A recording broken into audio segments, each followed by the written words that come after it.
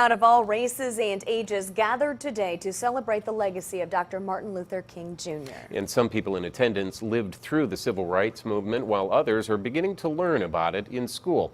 News 18's Kelly Roberts reports how Dr. King's lessons are bridging generational gaps.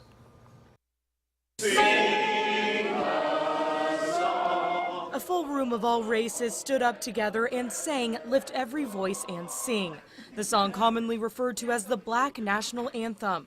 Monday's Dr. Martin Luther King Jr. Day celebration at the Tippecanoe County Public Library had celebration in the form of song, lessons, discussion, and camaraderie. It's not a day off, but it's a day on, a day of reflection and memory, a day of celebration. Keynote speaker Tom Brown talked about King's 1967 speech, Beyond Vietnam.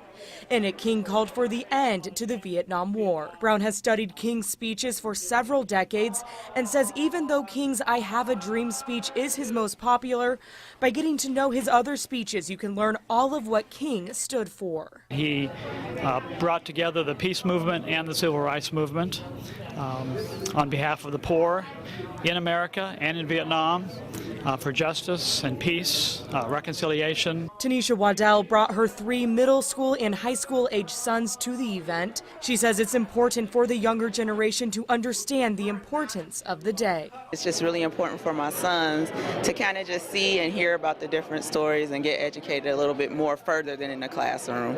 Brown says King's words in Beyond Vietnam and his lessons in other speeches transcend generations. He says his words can be used to describe current situations. I think that we all need to be concerned about other countries and other people. There's a lot of trouble in the world today, a lot of wars. The crowd saying "We shall overcome" at the end of the celebration. Attendees say King overcame any fear about speaking and acting for change, and now it's their turn. We shall overcome. In Lafayette, Kelly Roberts, News 18.